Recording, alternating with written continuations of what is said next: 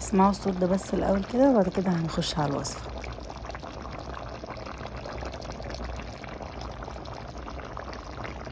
هعمل دلوقتي معاكم بقبقه باسهل طريقه ليها في 5 دقايق.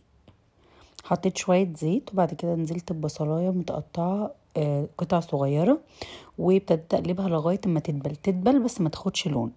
واول ما دبلت معايا نزلت بكيس مكرونه كامل.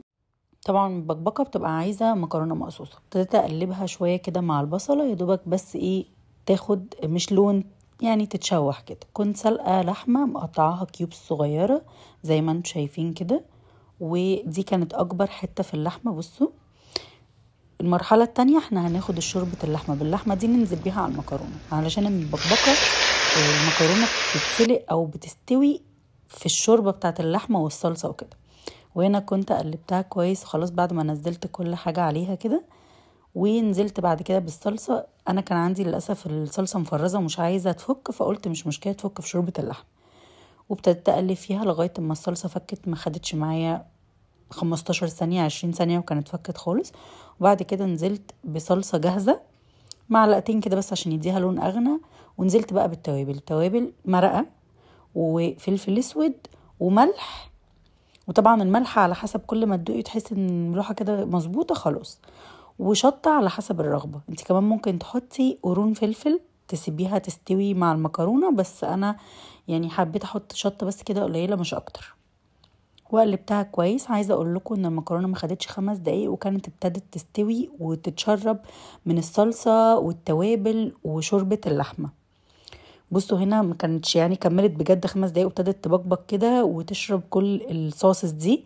عايزه اقول لكم ان هي طعمها خطير يا جماعه. وجبه بتتعمل في 5 دقايق وبتبقى حلوه قوي، بتبقى خفيفه لان الصلصه ما بتكونش متسبكه، وبتبقى المكرونه كده شاربه شوربه كده وصلصه، وبتبقى خفيفه كده بس بيبقى مليانه صوصز وطعمها حلو قوي. ولو عايزين تعملوها بالفراخ بتعملوها، لو عايزين تعملوها من غير اي حاجه بتعملوها، تتعمل بكل الطرق. بصوا هنا كانت ابتدت تتشرب، كان خلاص فاضل عليها كام دقيقه وكانت شكلها تحفه وريحتها كانت قلبه البيت. كنت حاسه ان انا عايزه اكلها كده من قبل ما تستوي. وهنا كانت خلاص اتشربت الشوربه والصلصه والتوابل كلها، والمكرونه كانت سلقت سلقه حلوه قوي وكانت جاهزه على التقديم. بصوا شكلها عامل ازاي، مليانه صوص. وعايزه اقول لكم بجد على ضمانتي الصوص ده خفيف جدا مش تقيل، لانه الشوربه مخففه الصلصه جدا وطعمها بجد حلو قوي. هتعملوها مرة بعد كده كل ما تبقي كسلانة هتعمليها على طول. ودي بعد ما حطيتها في اطباق التقديم كان شكلها حلو قوي. عايزة اقول لكم ان الطبق من كتر ما هو فيه شوربة ولحمة وصلصة وخفيفة كده كان بيشبع بسرعة وطعمه كان لذيذ قوي. جربوها وقولوا لي رأيكم. ما تنسوش التفاعل يا جماعة عشان ده اللي بيساعدني على ان محتواي يزيد.